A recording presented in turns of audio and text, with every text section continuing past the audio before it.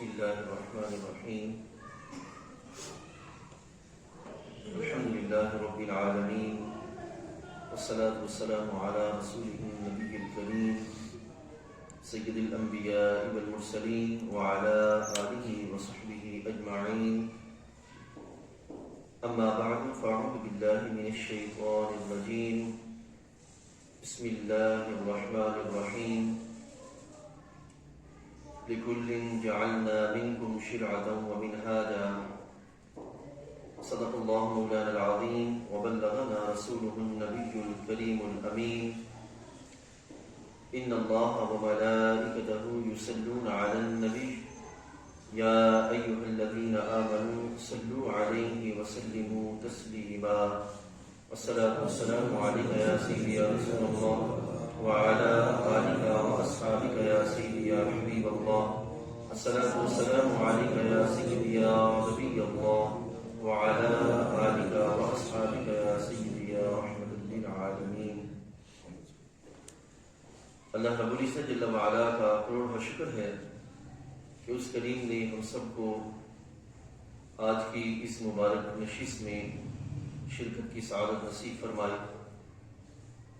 آج ہماری نشست میں بطور مہمان ہم نے دعوت دی حضرت قبلہ حقانی صاحب کو، جو کہ آج تشریف فرما ہوئے، اور جتنے بھی آپ احباب محبت کے ساتھ خلوص کے ساتھ یہاں تشریف لائے، اللہ تعالی ہم سب کا آنا بیٹھنا اور جو کچھ بیان کیا جائے اپنی بارگاہ اقدس میں قبول و منظور فرما. آج ہم الحمدللہ اپنا 8واں کورس شروع کرنے جا رہے ہیں. سب سے پہلے ہم نے یہاں عقیدہ ختم نبوت کورس کیا تھا، جو کہ 4 نشستوں پر مشتمل تھا. پھر عقیدہ توحید، شان رسالت، شان صحابہ اور اہل بیت اطہار، شرف صحابہ اور عظمت اہل بیت اطہار رضوان اللہ علیہم اجمعین. پھر مطالعہ قرآن کورس، مطالعہ حدیث کورس. اس طرح سلسلے ہم نے یہاں پہ کیے، اور الحمدللہ جو ہمارے احباب ترتیب کے ساتھ یہاں تشریف لا رہے ہیں وہ اس چیز سے آگاہ ہیں. آج ہم آگے بڑھتے ہوئے ایک اور مبارک سلسلہ سفر کا، خیر کا، تعلیم کا آپ کے سامنے شروع کرنے جا رہے ہیں. مطالعہ شریعت کورس، یہ آپ کے سامنے یہاں فلیکس بھی موجود ہے، اور اس پر 10 نشستیں ہوں گی، اور ہر نشست کا الگ الگ موضوع ہے، اور انشاءاللہ ہر اتوار کو یہ سلسلہ اسی موضوع کے تحت جو لکھا گیا ہے آگے بڑھے گا. روایتی سلسلے، روایتی موضوعات اور محض سطحی باتیں، اس نے ہمیں اس مقام پہ لے جا کھڑا کیا ہے کہ جو ہمارے لیے آج بہت تلخ معاملات لائے ہوئے ہیں.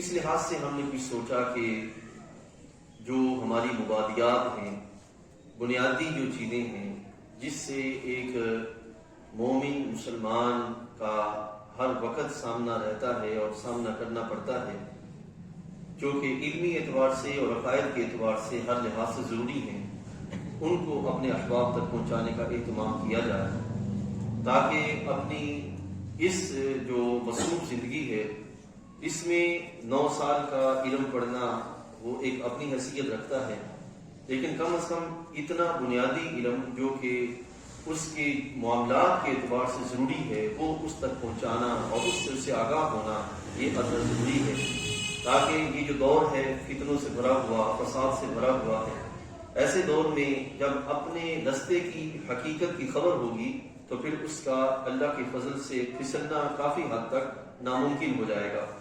اور اگر وہ علم سے خالی ہوگا، پورا ہوگا، تو کوئی بھی اسے کوئی بھی راہ دکھا کر کسی بھی طرف لے جا سکتا ہے، اور اس کا جانا عین ممکن سی بات ہے.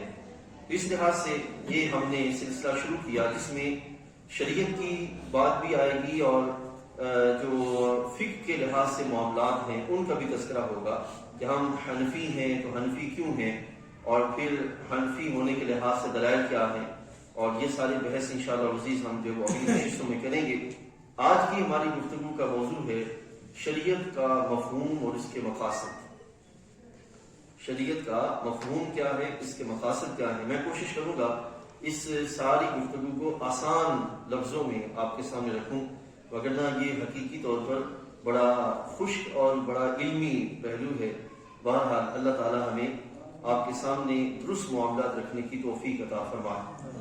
اس موضوع کے دو حصے ہیں، ایک ہے شریعت کا مفہوم اور دوسرا ہے شریعت کے مقاصد.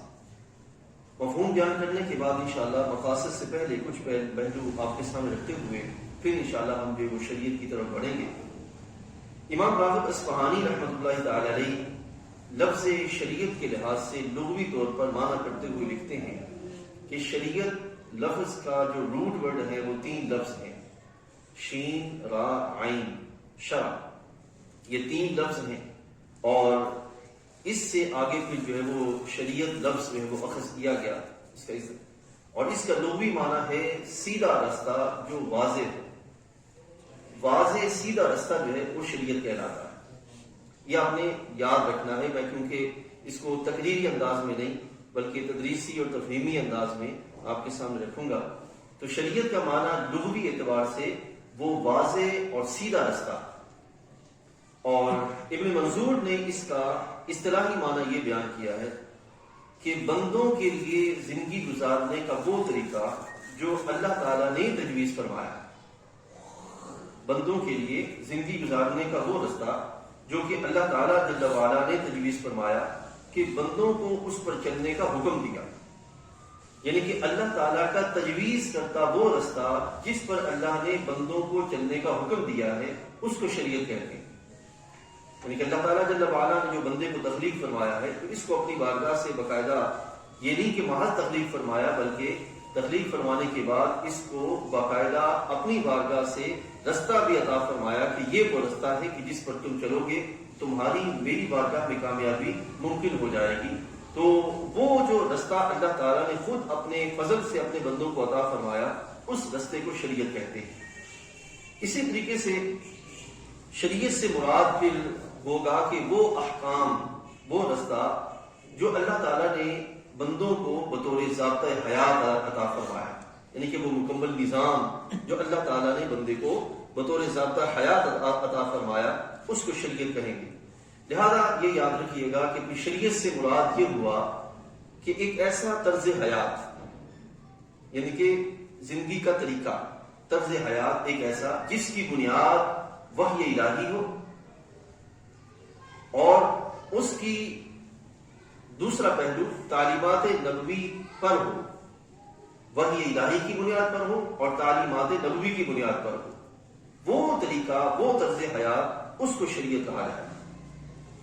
یعنی کہ یہ پھر جب ہم یہ کہیں گے کہ ایسا طریقہ جو کہ تعلیم وحی الہی اور تعلیمات نبوی کی بنیاد پر ہے تو پھر اس کی وسعت اور اس کی جامعیت کیا ہے. ایسا طرز زندگی جس میں اخلاقی، مذہبی اور روحانی جملہ قدروں کی بنیادوں پر انفرادی اور اجتماعی زندگی کی پوری عمارت قائم ہوتی ہے. اخلاقی، مذہبی اور روحانی بنیادوں پر یہ جو قدریں ہیں ان کی بنیادوں پر انفرادی اور اجتماعی زندگی جو قائم ہوتی ہے اس کو کیا کہتے ہیں؟ شریعت کہتے ہیں. ٹھیک. اب یہ تو تھا اصطلاحی لحاظ سے، لغوی اعتبار سے. اب اس پر جب شریعت کو ٹھیک طریقے سے سمجھ کر اور اس کی بنیاد پر ذہنی جو افق آگے بڑھتا ہے اور اس سے پھر نظام جو ترتیب پاتا ہے، یہ ایک ایسا مکمل کامل نظام بنتا ہے کہ جو جب بندہ شریعت کی بنیاد پہ چلتا ہے تو اس کی مخصوص ذہنیت ہو جاتی ہے. وہ آزاد ذہنیت سے نکل کر مخصوص ذہنیت میں آتا ہے اور پھر اس سے ایک ثقافت ابھرتی ہے، رہنے سہنے کا ایک انداز ابھرتا ہے، سامنے آتا ہے. اس سے پھر ایک باقاعدہ ایک تہذیب جنم لے لیتی ہے کہ مخصوص ذہنیت، اس کی بنیاد پر طرز زندگی اور پھر اس سے آگے مخصوص تہذیب وہ جنم لے لیتی ہے. اب وہ جو تہذیب شریعت کی بنیادوں پہ جنم لیتی ہے وہ رنگ و نسل سے اور لسانی اور جغرافیائی تعصبات سے مابرا ہوتی ہے. رنگ و نسل سے پاک ہوتی ہے اور لسانی اور جغرافیائی جو حدیں ہوتی ہیں ان حدوں سے وہ مابرا ہوتی ہے. لہذا جو اسلامی شریعت ہے یہ کس بنیاد پر انسانوں کو اکٹھا کرتی ہے؟ یہ عقیدے کی بنیاد پر، نظریے کی بنیاد پر اور طرز حیات کی بنیاد پر انسانوں کو ایک مقام پہ اکٹھا کرتی ہے۔ اسی پر اقبال نے کہا نا، ایک ہی صف میں کھڑے ہو گئے محمود و ایاز، نہ بندہ رہا نہ بندہ نواز۔ تو وہ کون سی چیز ہے جس نے اس کو ایک ہی صف میں کھڑا کیا؟ وہ شریعت مطہرہ ہے، وہ عقیدہ ہے، وہ طرز حیات ہے، اور وہ زندگی کی بنیادی پہلو ہیں جس کو اللہ تعالیٰ نے عطا فرمایا، کہ جس کی بنیاد پر رنگ و نسل کی تمیز، علاقائی اور زبانی اور لسانی جو تمیز ہے وہ ختم ہو گئی، اور ایک پلیٹ فارم اللہ تعالیٰ نے بندوں کو عطا فرما دیا۔ تو یہ اس کا جو مفہوم ہے جو میں نے اختصار کے ساتھ جو وہ آپ کے سامنے رکھا کہ شریعت کسے کہتے ہیں، اور شریعت کی پھر ظاہری جو برکات ہیں وہ بندے کو کیا میسر آتی ہیں۔ اب اس کو دوبارہ دیکھ لیتے ہیں کہ شریعت سے لغوی معنی مراد یہ ہے کہ سیدھا واضح رستہ شریعت کہلاتا ہے لغوی اعتبار سے، اور اصطلاحی اعتبار سے اگر اس کو دیکھا جائے تو زندگی گزارنے کا وہ طریقہ جو اللہ تعالیٰ نے بندوں کو تجویز فرمایا اور اس پر اللہ تعالیٰ نے اس کو چلنے کا حکم دیا، اس کو کہتے ہیں شریعت مطالعہ۔ اب شریعت کی آگے پھر جو برکات ہیں، جو پہلو ہیں، وہ یہ ہے کہ شریعت کو جب کوئی بندہ قبول کرتا ہے تو اس کی بنیاد پر ایک خاص ذہنیت بندے کی بنتی ہے، اس ذہنیت کی بنیاد پر آگے رہنے سہنے کے انداز وہ سامنے آتے ہیں، اور وہ جو رہنے سہنے کے انداز ہیں، اٹھنے بیٹھنے کے، بولنے چالنے کے، زندگی گزارنے کا جو طریقہ اسٹائل ہے، اس سے پھر ایک تہذیب جنم لے لیتی ہے جس کو اسلامی تہذیب کہتے ہیں۔ اور یہ جو تہذیب ہے، یہ تہذیب جو رنگ و نسل کی امتیاز سے پاک ہوتی ہے، اور لسانی اور جغرافیائی جو حدود ہوتے ہیں ان سے ماورا ہوتی ہے۔ آسان لفظوں میں جو شریعت کا مفہوم اور اس کا آگے جو برکات ہیں وہ میں نے آپ کے سامنے رکھی۔ اب جب ہم نے یہ سمجھ لیا تو یہاں یہ بھی سنتے چلے جائیے غور سے، ہر قوم کو جتنے بھی انبیاء علیہ السلام تشریف لائے، حضرت آدم علیہ السلام سے لے کر ہمارے آقا صلی اللہ علیہ وسلم سے پہلے عیسیٰ علیہ السلام تک، ہر قوم کو اللہ تعالیٰ نے ایک شریعت عطا فرمایا، ایک طرز زندگی عطا فرمایا، ایک طریقہ زندگی گزارنے کا عطا فرمایا، اور وہ جو طریقہ اللہ تعالیٰ نے اس قوم کو عطا فرمایا وہ اس قوم کی ضروریات کے مطابق تھا، جتنی اس وقت قوم کو ضرورت تھی اس لحاظ سے اللہ تعالیٰ نے ان کو طرز زندگی عطا فرمایا، اتنے اس کو بھی اللہ تعالیٰ نے شریعت عطا فرمائی۔ لہذا یہاں یہ یاد رکھیے گا کہ ہر دور کے اندر شریعتیں، یہ جو عقیدہ ہے، ایمانیات جس کو کہتے ہیں، عقیدہ ہر دور میں سیم رہا، اخلاقیات کا باب ہر دور میں سیم رہا، یہ جو دو چیزیں ہیں یہ ہر دور میں سیم رہی ہیں۔ ہاں ان کی حدود اربع اس میں کمی رہی ہے، کمی اس طرح کہ اس دور میں ضرورت کم تھی، اس لحاظ سے اس کو اتنا ہی رکھا گیا، لیکن جہاں تک تعلق ہے شریعت کے اعتبار سے تو شریعت اللہ تعالیٰ جل وعلا نے ہر دور کے اندر اس ضرورت کے اعتبار سے اللہ تعالیٰ نے عطا فرمائی جو ضرورت اس وقت تھی۔ اب وہ ضرورت کس لحاظ سے تھی؟ چونکہ مختلف انسانی معاشرے مختلف ضرورتوں کے اعتبار سے سامنے آ رہے تھے۔ آپ اگر دیکھیں حضرت شعیب علیہ السلام کے ہاں شریعت کا دائرہ، قرآن مجید میں آپ کو وہ کہانی قصہ پڑھیں تو آپ کو کچھ اور ملے گا کہ وہاں پہ کاروباری معاملات ہیں، آپ کو وہ پہلو ملیں گے۔ حضرت لوط علیہ السلام کی زندگی کے جو حیات طیبہ میں آپ کو جو شریعت ان کے ملے گی وہ آپ کو حضرت شعیب علیہ السلام کی زندگی سے برعکس ملے گی کہ وہاں پر محض خاص معاملات ہیں، وہ پہلو آپ کو نظر آئیں گے۔ اسی طرح ہر نبی علیہ السلام کا جو دائرہ کار ہے وہ آپ کو مختلف نظر آئے گا۔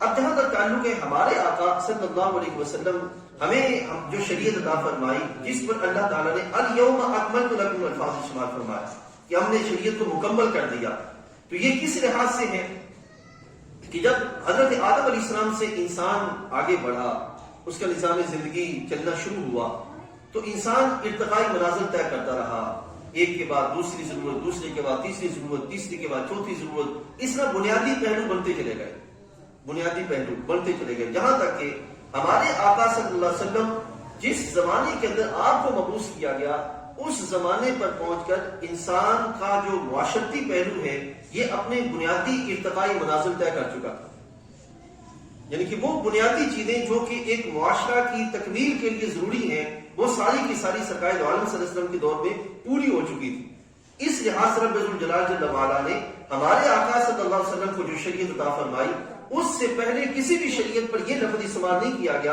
الیوم اکملت لکم، آج ہم نے دین کو تمہارے لیے مکمل کر دیا، کسی شریعت میں استعمال نہیں کیا۔ کیوں؟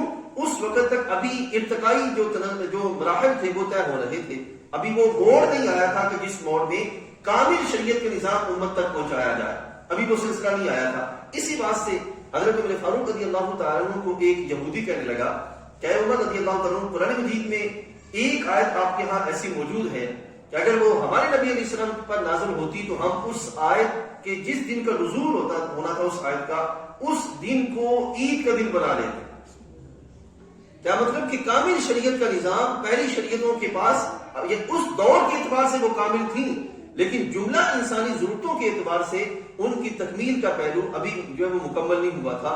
تو اس لحاظ سے الیوم اکملت لکم کے لفظ جو استعمال فرمائے وہ جس شریعت پہ استعمال کیے گئے وہ کون سی شریعت ہے؟ شریعت محمدی، شریعت مصطفی علیہ الصلوۃ والسلام. ہمارے آقا صلی اللہ علیہ وسلم کی بارگاہ میں جو شریعت عطا کی گئی، جو امت کو عطا کی گئی آپ کے ذریعے، وہ شریعت کاملہ ہے، اور وہ شریعت ایسی ہے جو زندگی کے جملہ پہلوؤں کو احاطہ کیے ہوئے ہے. اب جب سرکار دو عالم صلی اللہ علیہ وسلم کو جو شریعت عطا فرمائی گئی وہ آخری شریعت ہے. آپ کے بعد کوئی شریعت نہیں آئے گی، کیونکہ آپ کے بعد کوئی رسول نہیں آئے گا، نبی نہیں آئیں گے، اس لحاظ سے آپ کے بعد کوئی شریعت نہیں آئے گی. اور ساتھ ہی جو سرکار کو شریعت عطا کی گئی ہے یہ آخری ہے، مکمل ہے، عالمگیر ہے، ہماگیر ہے. آپ کے بعد کسی نئی شریعت کا پہلو کبھی بھی سامنے نہیں آئے گا. حضرت عیسیٰ علیہ السلام جو جلوہ فرما ہوں گے وہ نبی ہوں گے لیکن نئی شریعت کے ساتھ نہیں آئیں گے. ہمارے آقا صلی اللہ علیہ وسلم نے جو شریعت امت کو عطا کی ہوگی اسی کی بنیادوں پر وہ آگے نظام قائم کریں گے اور پھر اس سلسلے کو لے کے آگے بڑھیں گے.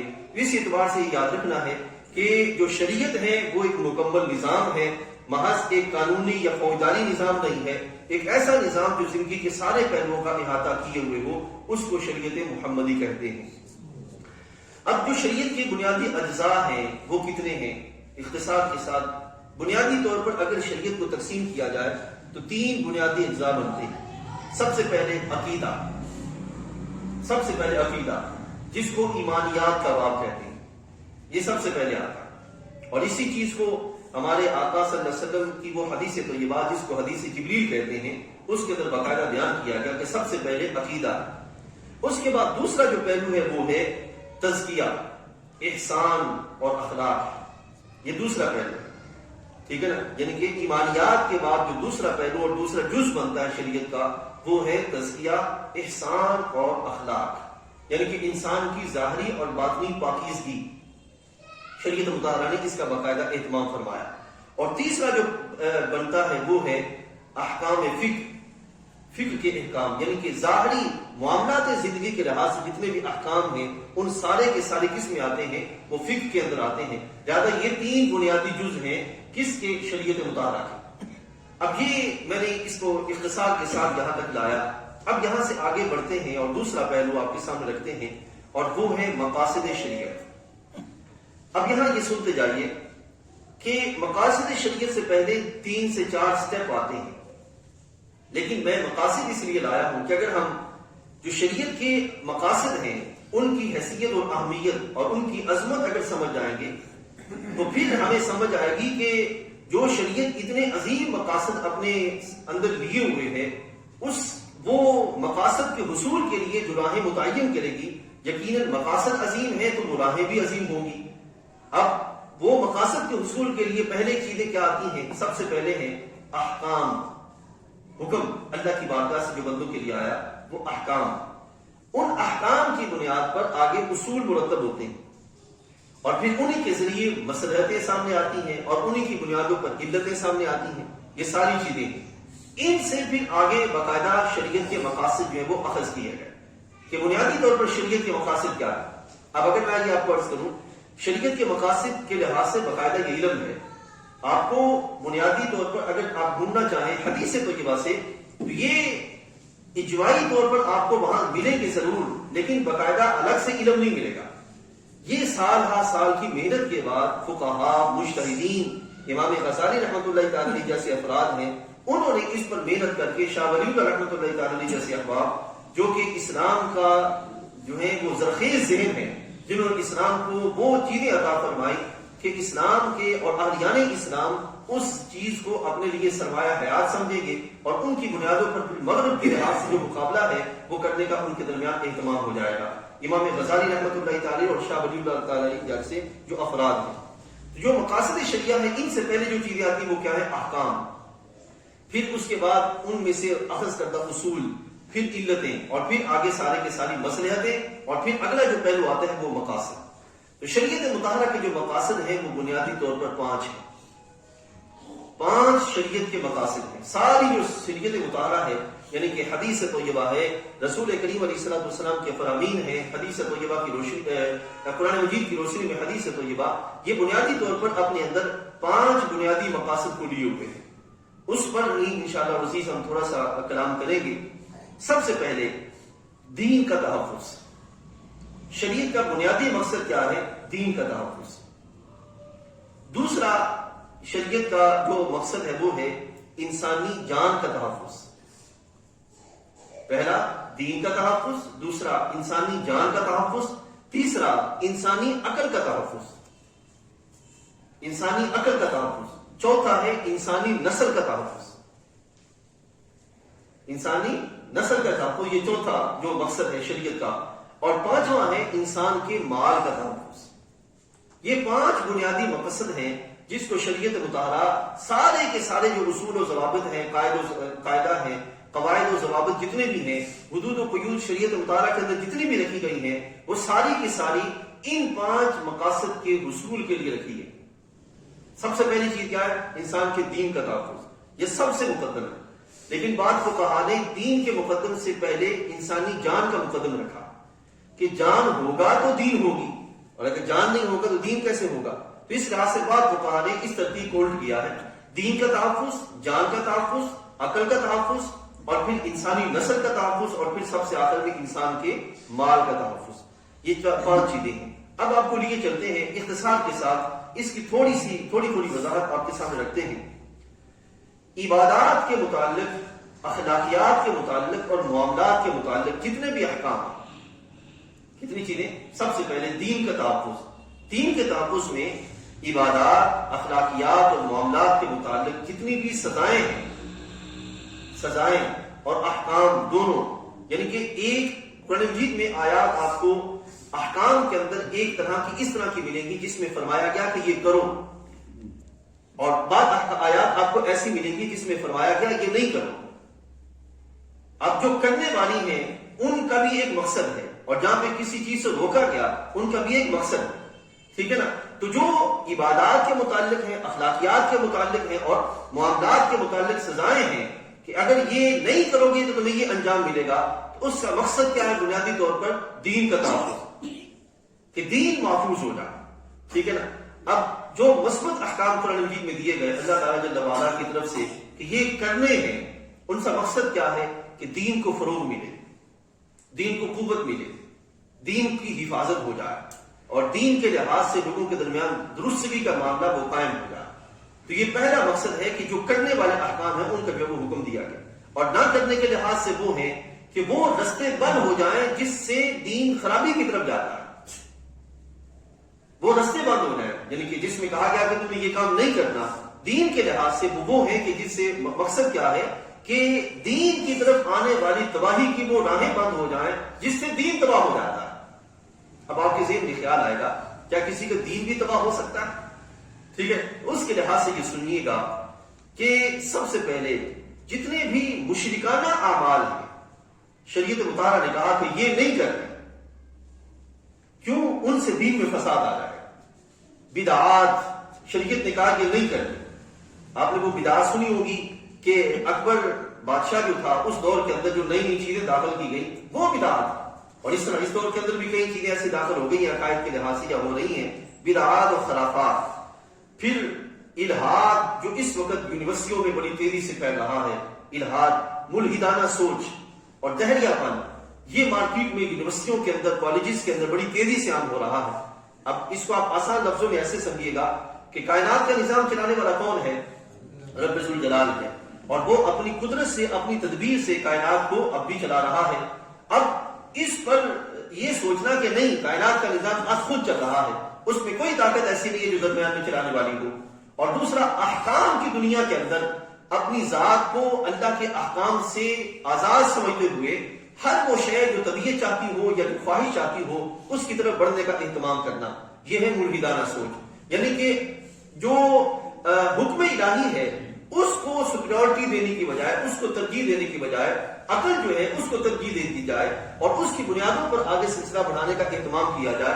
تو یہ سوسائٹی میں عام ہو رہا ہے. اس سے نتیجہ کیا نکلتا ہے کہ بندہ پھر ایک عمل پر عقل کو لے گا، پھر دوسرے عمل پہ عقل کو لے لے گا، پھر تیسرے پہ لے لے گا، پھر چوتھے پہ لے لے گا، یہاں تک کہ بڑھتے بڑھتے انسان کو اس مقام تک انسان جا کھڑا ہو جائے گا کہ وہ دین کی جملہ بنیادوں پر عقل کو سامنے لے آئے گا.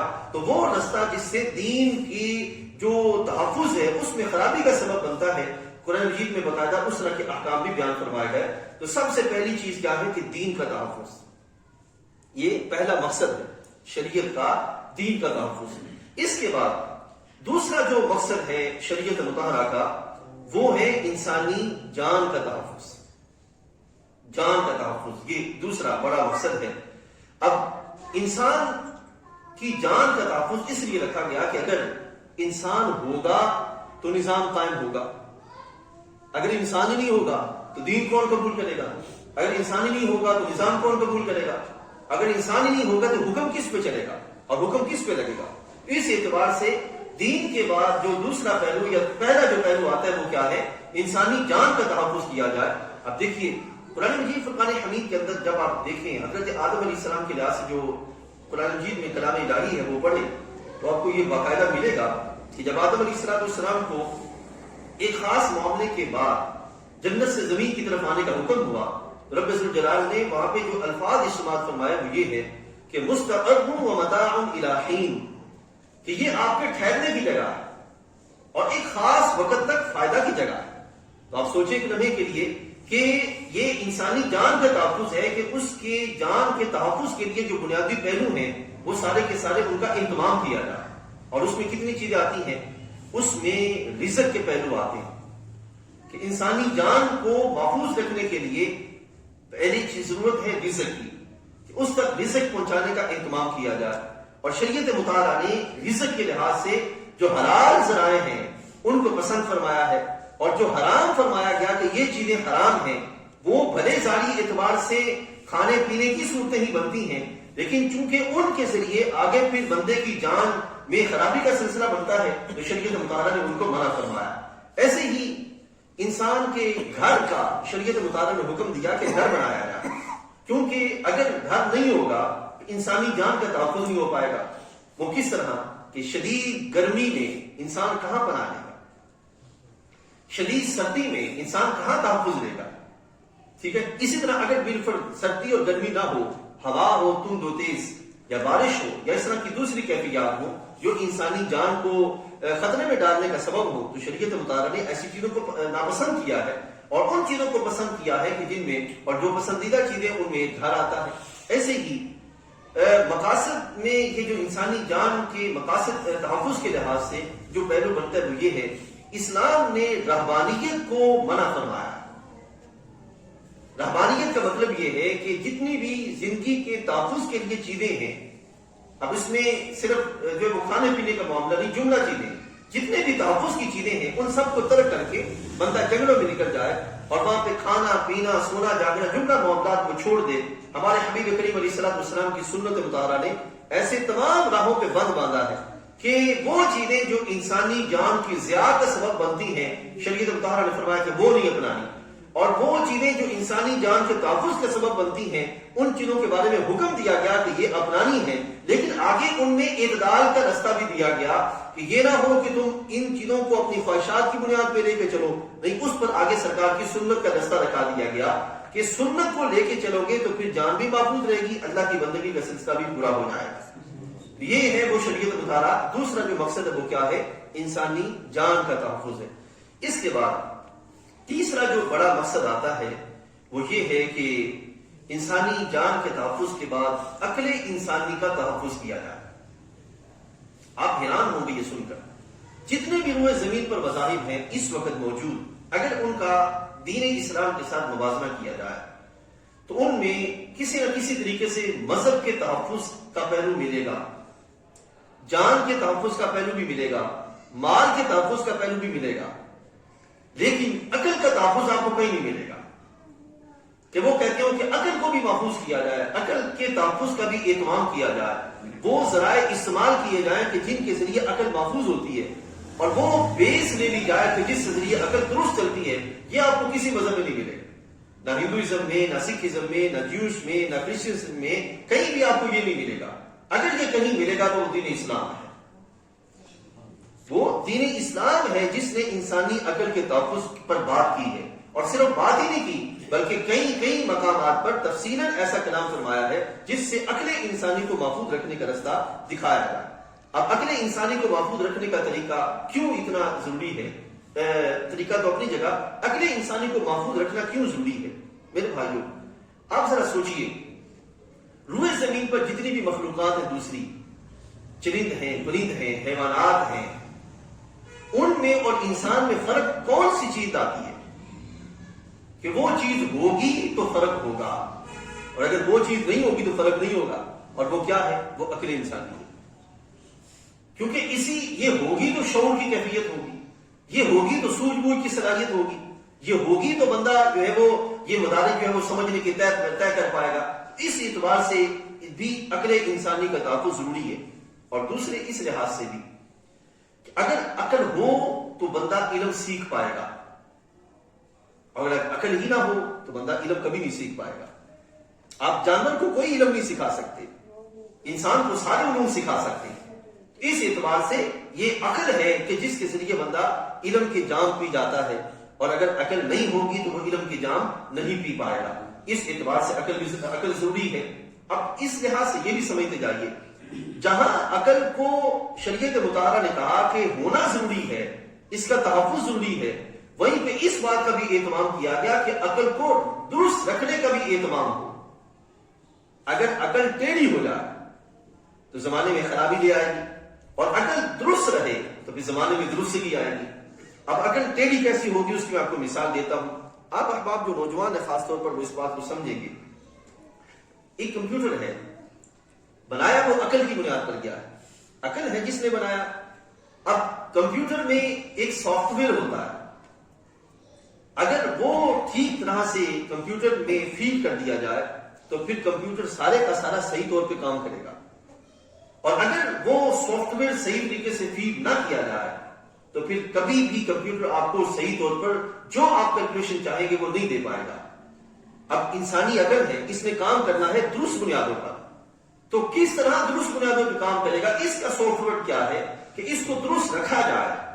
وہ ہے انسان کا وہ عقیدہ جو شریعت مطالعہ نے عطا فرمایا، عقیدہ توحید و رسالت اور عقیدہ آخرت. اب دیکھیں مثال کے طور پر یہود ہیں، ہندو ہیں، مشرکین ہیں، ان کے پاس بھی تو عقل ہے، لیکن ان کی عقل ٹیڑھی ہے کہ وہ درست نہ سیکھتی ہے، نہ سمجھتی ہے، نہ سمجھ سکتی ہے.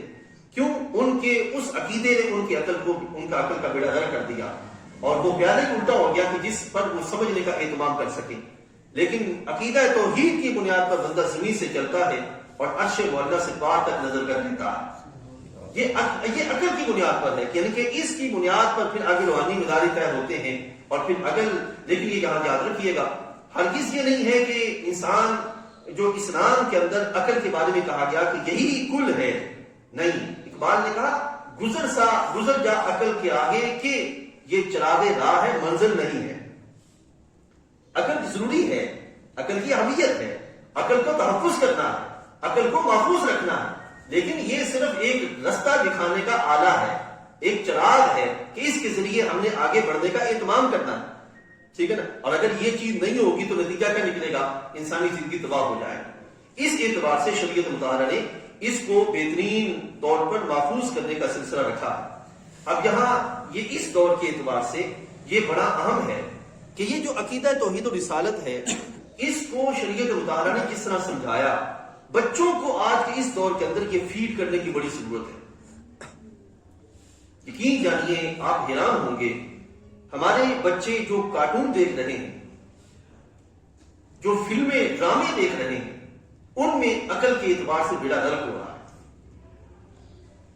شریعت مطہرہ نے، اب دیکھیے قرآن مجید کی ایک آیت کریمہ میں آپ کے سامنے رکھتا ہوں.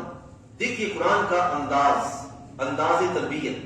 اللہ تعالیٰ فرماتا ہے بسم اللہ الرحمن الرحیم یا ایھا الناس اعبدوا ربکم، اے لوگوں اللہ کی عبادت کرو.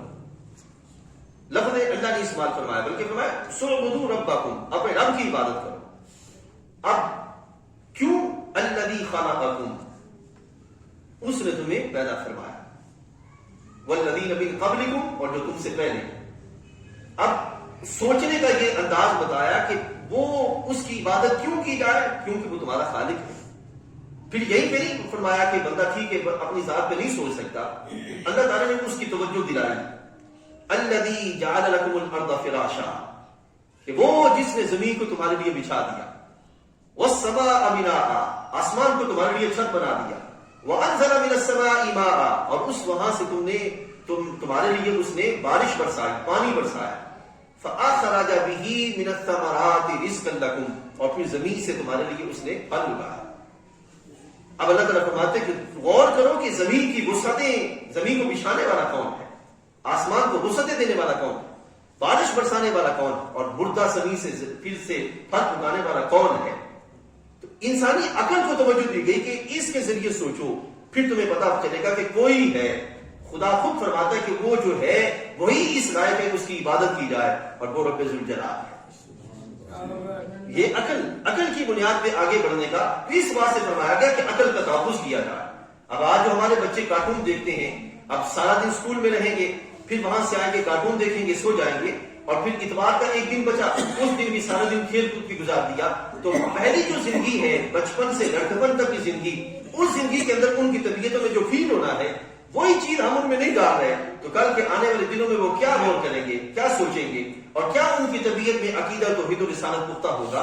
اس اعتبار سے شریعت مطالعہ نے جو فرمایا نا، ہمارے نبی علیہ السلام نے ابتدا سے ہی ان کو لا الہ الا اللہ سکھایا جائے، ان کے دلوں میں میری محبت ڈالی جائے، اور ان کے لحاظ سے باقاعدہ اہتمام کیا جائے. تو یہ عقل کے تحفظ کے لحاظ سے ہے کہ ان چیزوں کے لحاظ سے اہتمام کیا جائے. اسی طریقے سے شریعت مطالعہ نے عقل کے لحاظ سے وہ ساری چیزیں جو عقل کے ضیاع کا سبب بنتی ہیں شدت سے منع فرمایا، حرام قرار دیا ان کو. اور وہ کون سی ہیں؟ شراب ہے، نشہ آور جتنی چیزیں ہیں وہ ساری کی ساری عقل کی ضیاع کا سبب ہے. اس بات سے منع کیا گیا کہ چونکہ عقل شرف انسانی کا سبب ہے، اور جو شراب ہے، جوا ہے، اس طرح کی چیزیں یہ شرف انسانی کو ضائع کرنے والی ہیں، اس واسطے سے انہیں حرام کیا گیا. آپ سوچئے کہ جن کو شریعت نے حرام فرمایا وہ کسی وجہ سے حرام فرمایا، کہ اس سے آگے مقصد پورا نہیں ہوگا اور اس سے انسان اپنے شرف کے لحاظ سے گر جائے گا. تو یہ شریعت مطالعہ نے جو سلسلہ رکھا، میں اس کو اور مختصر کرتا ہوں. اب یہاں یہ بھی یاد رکھیے گا، ایسا ہرگز نہیں ہے کہ جو انسانی عقل ہے اس پر پابندی لگا دی گئی. نہیں، پابندی نہیں لگائی گئی. جو کہ ویسٹ کی طرف سے باقاعدہ یہ کہا جاتا ہے کہ وہاں پہ پابندیاں لگا دی جاتی ہیں، نہ سوچنے کا جو وہ سوچنے کی قابل چھوڑا جاتا ہے، نہ دیکھنے کی قابل چھوڑا جاتا ہے. شریعت مطالعہ نے جو ہمیں بنیادی عطا کی ہیں وہ بیس کی طرح کام کرتی ہیں. اس سے ٹریک ٹھیک ہو جاتا ہے، اس سے بندے کی رستہ ٹھیک ہو جاتا ہے، سوچنے سمجھنے کا انداز ٹھیک ہو جاتا ہے. وہ بنیادی اصول ہیں کہ جن کی بنیاد پر آگے بندہ منزل آشنا ہو جاتا ہے. اگر بندہ ملک سے نکل جائے، مثال کے طور پر آپ کو میں ایک سمجھاتا ہوں، ایک بندہ وہ بیس لیس ہے، قرآنی تھیوری اس کے پاس نہیں ہے.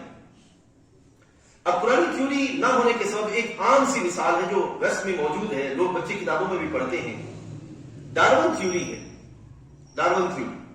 اب ڈارون تھیوری میں کیا ہے؟ جو ڈارون تھا اس نے تحقیق کی، اور تحقیق کرتے کرتے وہ اس مقام پہ پہنچا کہ جو انسان ہے یہ جانوروں کی ہی جدید شکل ہے، اس کی اپنی باقاعدہ کوئی شکل نہیں ہے. اب اس نے وہ کیسے تحقیق کی؟ محض تحقیق کی راہ پہ چلا اور چلتے چلتے اس نے یہ بیان دے دیا. ایسے ہی جتنے بھی سائنٹسٹ ہیں انہوں نے یہ اہتمام کیا کہ وہ کیا کرتے ہیں، زمین پہ بیٹھے ہیں، آلات لیے، قوانین لیے، یا از خود قوانین بنائے اور کائنات میں غور و فکر کرنا شروع کر دیا. اور کسی مقام پر جا کر کوئی چیز انہیں سامنے آتی ہے تو وہ چیز انہیں حقیقت تک نہیں پہنچا سکتی، محض یہ کہتے ہیں کہ ہاں یہ ایک ایسا پہلو ہے جو پہلے سامنے نہیں آیا اور اب سامنے آیا ہے. حقیقت تک رسائی ان تک ممکن نہیں ہوتی. اب دوسری طرف اگر کوئی بندہ قرآنی تھیوری لے لے اور قرآنی تھیوری کی بنیاد پہ چلے تو کبھی بھی وہ یہ نہیں کہے گا کہ یہ جو انسان ہے یہ جانور کی لیٹسٹ شکل ہے جو سامنے آئی ہے، بلکہ یہ کہے گا کہ یہ باقاعدہ طور پر الگ مخلوق ہے، جس طرح ہر مخلوق الگ الگ جدا جدا ہے۔ پھر اس کو انسانی شرف کی سمجھ آئے گی کہ انسانی شرف کس چیز کا نام ہے، سمجھا؟ اس واسطے قرآن ضروری ہے کہ قرآن کو، قرآن کی ادا کردہ مباحث کو سمجھا جائے۔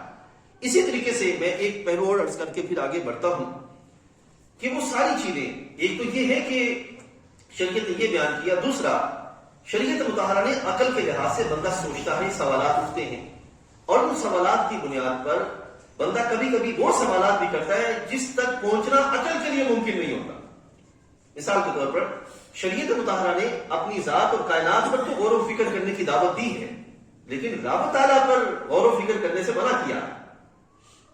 کیوں؟ انسان کی عقل محدود ہے اور اللہ تعالیٰ کی شان لامحدود ہے، اور اس محدود شے سے اس لامحدود ذات کا کیسے ہم احاطہ کر سکتے ہیں؟ اس لحاظ سے شریعت مطالعہ نے کہا کہ وہ طریقہ پکڑو کہ جس طریقے کی بنیاد پر آگے تمہیں کچھ چلتا ہوا بھی نظر آئے، تمہیں کچھ مل بھی جائے، اور اگر تم وہ طریقہ چھوڑ دو گے تو پھر آگے تمہیں کچھ بھی میسر نہیں آئے گا۔ اس اعتبار سے میرے بھائیوں، عقل کا تحفظ یہ ازحد ضروری ہے، اس دور کے اعتبار سے بھی، بچوں کے اعتبار سے بھی، اور بڑوں کے اعتبار سے بھی۔ میں اس کو اور مختصر کرتا ہوں۔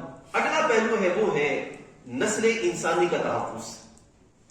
یہ چوتھا مقصد ہے شریعت مطالعہ کا کہ نسل انسانی کا تحفظ کیا جائے۔ اب نسل انسانی کا تحفظ کیوں؟ میرے بھائیو، جتنی بھی انسانی زندگی کے اندر کمالات ہیں، وہ نسل انسانی کا تحفظ ہوگا تو کمالات محفوظ ہو پائیں گے۔ اگر نسل انسانی کا تحفظ نہ کیا جائے تو کبھی بھی کمالات محفوظ نہیں ہوں گے۔ اب وہ کمالات کیا ہیں؟ سب سے پہلے حیا ہے۔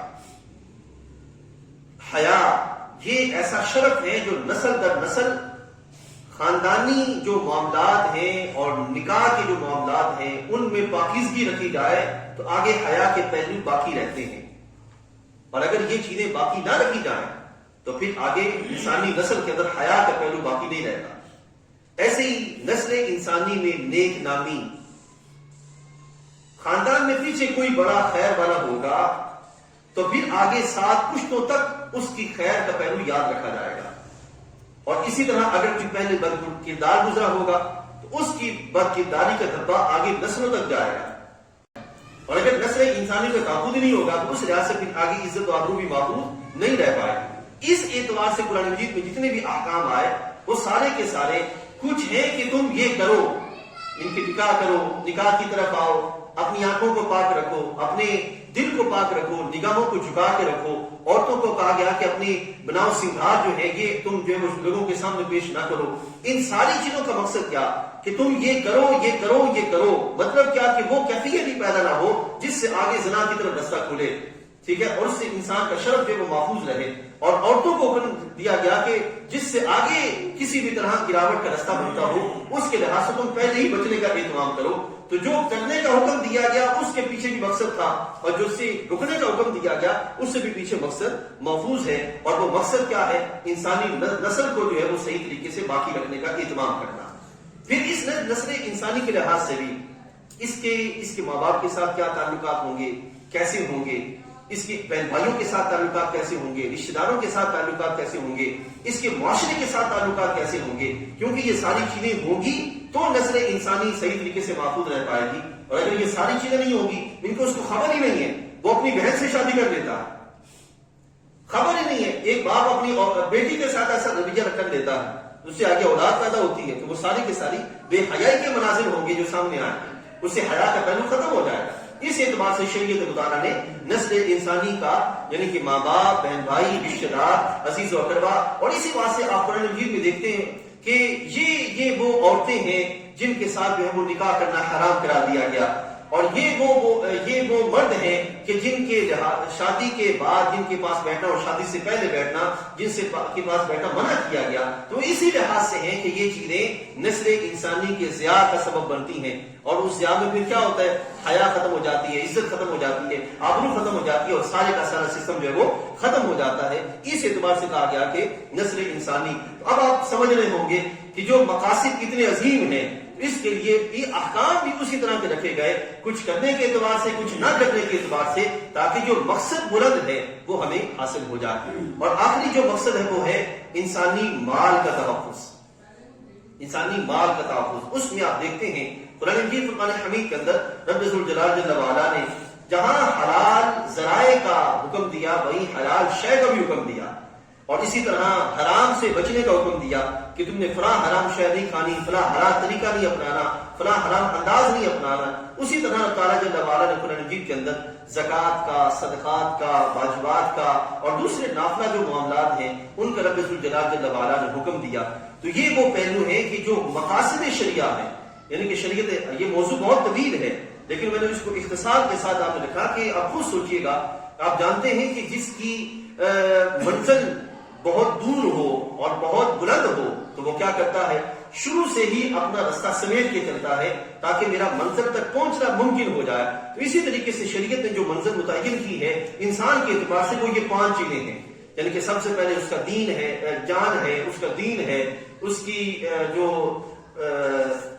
عقل ہے، اس کی نسل ہے اور اس کا مال ہے۔ تو یہ ساری چیزیں جو شریعت نے رب تعالیٰ نے بندے کو عطا فرمائی ہیں، ان کے تحفظ کے لحاظ سے بھی یہ چیزیں عطا فرمائی، اصول عطا فرمائے، قواعد و ضوابط عطا فرمائے کہ ان بنیادوں پر رہو گے تو سارا سلسلہ قائم رہے گا، اور اگر ان بنیادوں سے نکل جاؤ گے تو سارا سلسلہ خرابی کا شکار ہو جائے گا۔ یہاں پہ آخر میں اقبال کا ایک شعر ہمارے سارے پہلوؤں کی ترجمانی کرتا ہے، وہ معزز تھے زمانے میں مسلمان ہو کر اور تم خوار ہوئے تارک قرآن ہو کر، کہ ان کے پاس قرآن تھا، وہ سارے اصول و ضوابط تھے، وہ برکتیں موجود تھیں، کس کی وجہ سے؟ قرآن کے سبب۔ اور ہم جو قرآن کے تارک ہو گئے تو نتیجہ کیا نکلا؟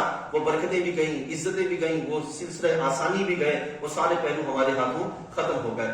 یہ وہ آج کا موضوع تھا کہ انسان شریعت مطالعہ کا مفہوم اور اس کے مقاصد۔ تو اللہ تعالیٰ جل وعلا کی بارگاہ میں دعا ہے، میں نے کوشش کی کہ اس کو آسان اور عام فہم رکھوں، اگر کہیں کسی کو نہ سمجھ آئی ہو تو میں حاضر ہوں، اور اگر کہیں غلطی ہو گئی ہو تو اللہ تعالیٰ معاف فرمائے۔ جو کچھ بیان کیا گیا اس میں جو درست ہے یہ اللہ تعالیٰ کی طرف سے ہے، اللہ تعالیٰ قبول فرمائے۔ اور آپ سب احباب کا تشریف لانا یقیناً یہ میرے لیے بھی سعادت ہے اور ہم سب کے لیے بھی سعادت ہے کہ ہم علم کے اس سفر میں، اور یہ سفر وہ ہے جو آج ضرورت بھی ہے، اور شریعت مطہرہ کے اندر سرکار دو عالم صلی اللہ علیہ وسلم نے اس علم کو اپنی رحمتوں کا سلسلہ فرمایا ہے کہ جو علم کی راہ پہ رہتا ہے وہ رحمت کی راہ پہ رہتا ہے، اور اس کو ہی اللہ تعالیٰ اپنی بارگاہ سے عزت عطا فرماتا ہے۔ امید ہے کہ آپ احباب ہمارے ساتھ اس سفر میں برابر بھی شریک رہیں گے۔ وآخر دعوانا الحمدللہ رب العالمین۔